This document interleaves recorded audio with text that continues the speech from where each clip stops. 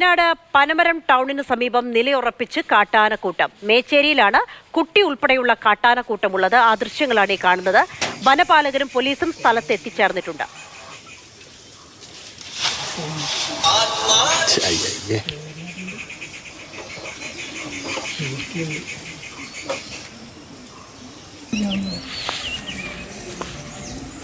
M Kamal വിവരങ്ങളുമായി ചേരുന്നു. കമൽ, ഇത് ജനവാസ മേഖലയോട് ചേർന്നാണോ ഈ കാട്ടാനക്കൂട്ടം തമ്പടിച്ച സ്ഥലം? എങ്ങനെയാണ് ഇവരെ കാട് കയറ്റാനുള്ള ശ്രമങ്ങൾ തുടങ്ങിയോ?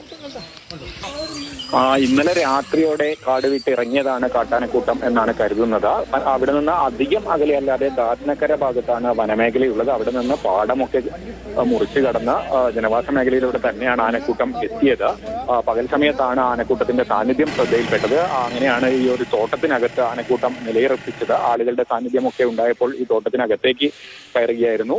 വനപാലകർ സ്ഥലത്തെത്തിയിട്ടുണ്ട്. വന്ന വഴിക്ക് തന്നെ ആനക്കൂട്ടത്തെ തിരിച്ച് ഫോറസ്റ്റ് വനത്തിലേക്ക് കയറ്റാനുള്ള ശ്രമങ്ങളാണ് ആരംഭിക്കുന്നത്. ജനവാസ മേഖലയാണ്, അതുകൊണ്ട് തന്നെ വളരെ ശ്രദ്ധയോടെ കൈകാര്യം ചെയ്യേണ്ടതുണ്ട്.